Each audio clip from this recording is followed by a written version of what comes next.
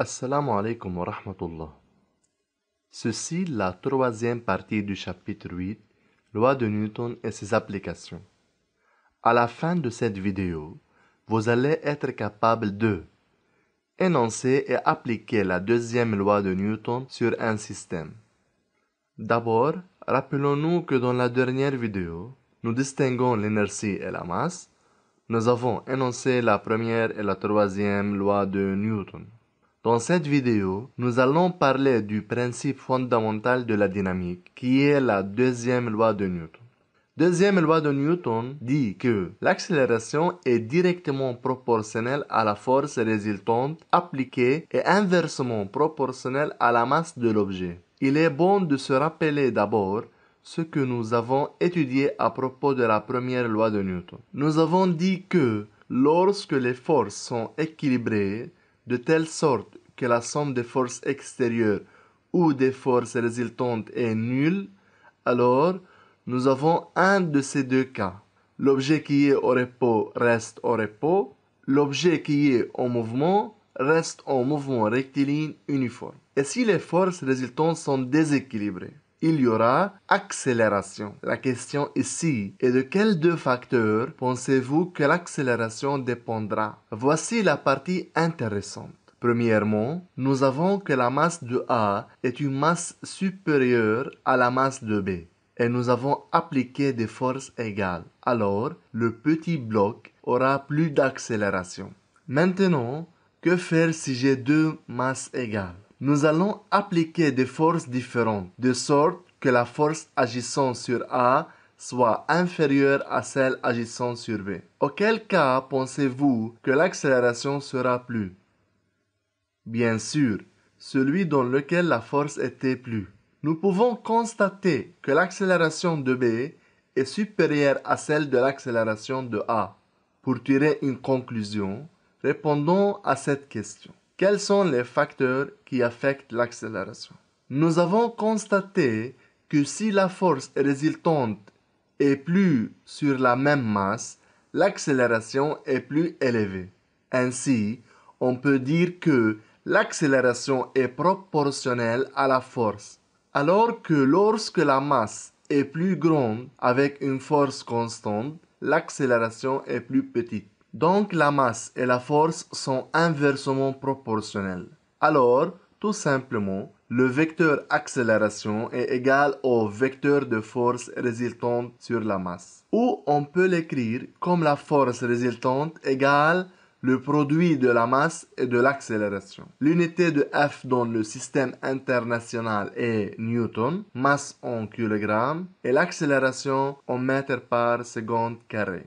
Il est important de préciser que la première loi de Newton est un cas particulier de la deuxième loi où l'accélération est nulle. En fait, les équations horaires du mouvement nous aident beaucoup à résoudre les problèmes et les lois de Newton. Alors, souvenons-nous, pour un mouvement rectiligne uniforme, x est égal à vt plus x0, où v est constante. L'accélération qui est tangentielle est égale à 0 mètres par seconde carré. Vecteur d'accélération A fois vecteur vitesse V égale à 0. Tandis que dans un mouvement rectiligne uniformément varié, l'équation horaire soit x de t égale 1 sur 2 accélération tangentielle fois temps carré plus v0 fois t plus x0. Tandis que v égale at plus v0 avec l'accélération est une accélération tangentielle et constante. Rappelez-vous que A vecteur fois V vecteur est positif, signifie que le mouvement est un mouvement rectiligne uniformément accéléré. Et quand A vecteur fois V vecteur inférieur à 0, le mouvement est un mouvement rectiligne uniformément décéléré. Enfin, on n'oublie pas que V final carré moins V initial carré égale 2A x moins x0 où x moins x0 est la distance parcourue entre la position initiale et la position finale que nous appelons l'équation indépendante du temps. Essayons de résoudre cette application. Al-Étir, son frère Hassan, qui s'assoit sur un traîneau sur un sol glacé horizontal, au moyen d'une corde sans masse qui fait un angle de alpha égale 60 degrés avec l'horizontale. La force de frottement agissant sur le traîneau est de 40 newtons. La force de traction est de 100 newtons. Le système S traîneau et Hassan a une masse de m égale 20 kg. Prenez G égale 10 mètres par seconde carré. Essayez de mettre la vidéo en pause après chaque partie de cette question et de réfléchir à la réponse avant de vous la donner. La première question. Nommez les forces agissantes sur S. Puisqu'il y a une masse pour le système, il y a donc deux poids. Nous avons un support, donc nous avons un vecteur de réaction normale N. Il y a frottement et il y a tension de corde. Question 2. Représentez pas à une échelle les forces agissant sur le système. Dessinez d'abord des axes X et Y. Alors, on sait que N est verticalement vers le haut, perpendiculaire au support. Le poids est verticalement vers le bas, tension le long de la corde, et le frottement est de sens opposé du mouvement. Question 3. Écrire les expressions des composantes X et Y de ces forces. Dans ce tableau, on va présenter les composantes X et Y de chaque force. Mg, puisque son composant verticalement vers le bas, alors sa composante X est 0 et sa composante Y est moins Mg. N vecteur est positivement vers le haut le long de l'axe Y, alors sa composante X est nulle et sa composante Y est juste N. Le vecteur frottement F est moins F car il est opposé à l'axe X, tandis que sa composante Y est juste 0. Vecteur tension, sa composante X est T cosinus alpha et sa composante Y est T sinus alpha. Y a-t-il un mouvement le long de l'axe Y? Non, il n'y a pas de mouvement sur l'axe Y. Alors, peut-on dire que les forces agissant sur S sont équilibrées le long de l'axe Y? Oui, car il n'y a pas de mouvement selon l'axe Y. Quelle loi de Newton décrit le mieux le mouvement le long de l'axe Y? La première loi de Newton. Déduire le module de la réaction normale.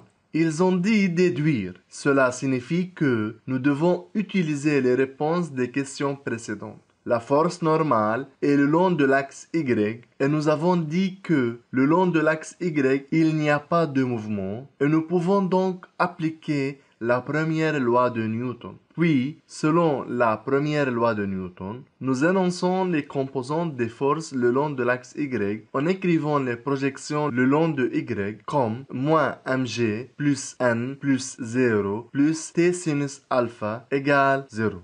Par conséquent, n égale mg moins t sinus alpha. En remplaçant mg, t et alpha par leurs valeurs, on obtient n égale 113,4 newtons.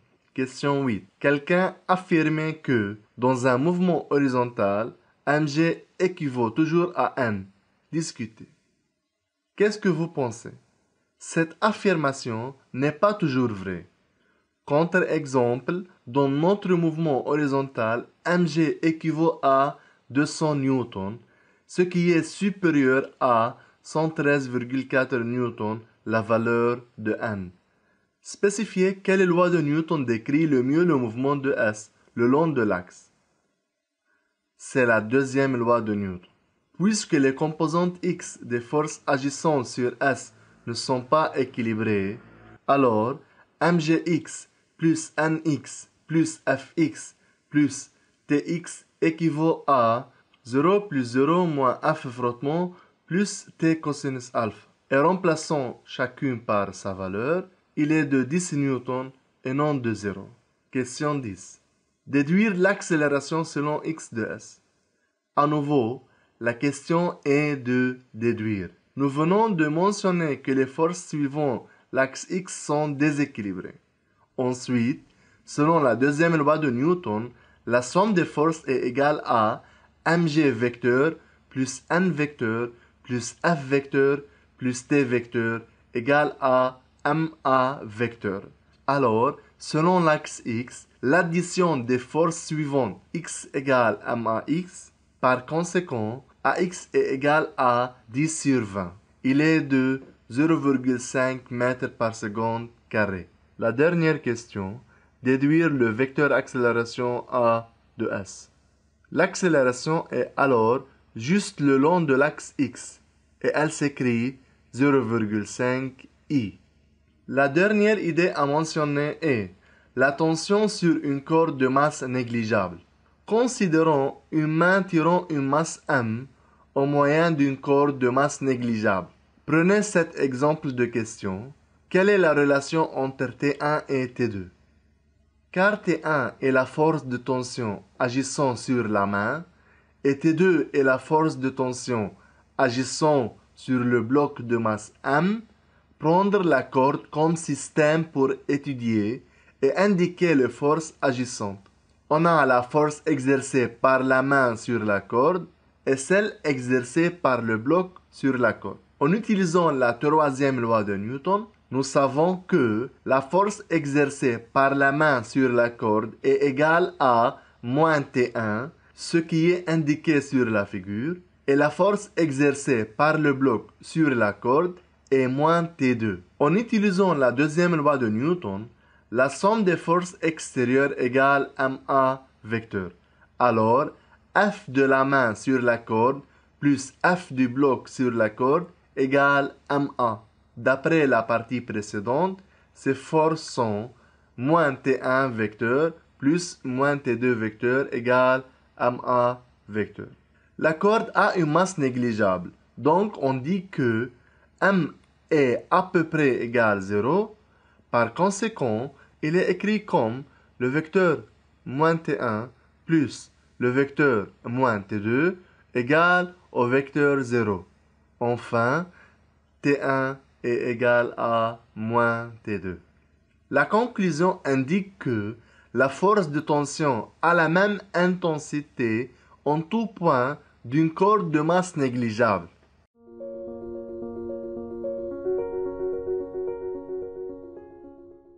C'est la fin de la troisième partie. Étudiez-les bien et comme d'habitude, prenez des notes. Merci pour votre attention.